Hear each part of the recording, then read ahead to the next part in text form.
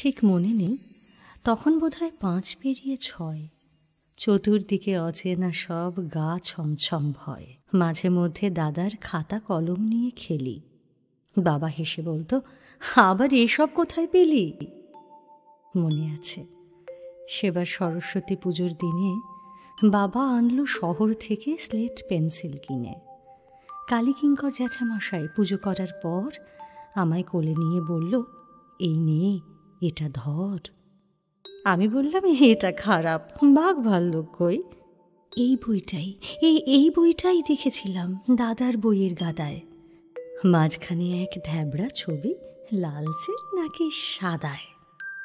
তখন আমি কি বা বুঝি, পুচকে একটা ছেলে। ওই বয়সে কেউ খুশি হয় স্লেট পেন্সিল পেলে?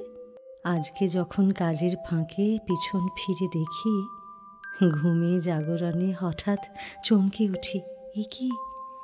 লাল মলাটের ভিতর থেকে আসছে পাখা মেলে মাধব, ভুবন, অভয়, নবীন, হাজার হাজার দামাল ছেলে।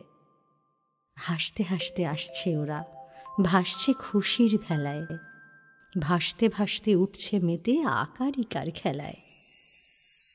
হায়রে কবে হারিয়ে গেছে সেই সে ছোট্টবেলা, হারিয়ে গেছে মায়ের সঙ্গে লুকোচুরি খেলা, হারিয়ে গেছে স্লেট পেন্সিল, দাদার কলম খাতা। এখন শুধুই হাতড়ে বেড়াই শুকনো স্মৃতির পাতা। আসবে না আর, আসবে না সেই 5 পেরিয়ে 6, সাগর থেকে কুড়িয়ে আনি বর্ণ পরিচয়।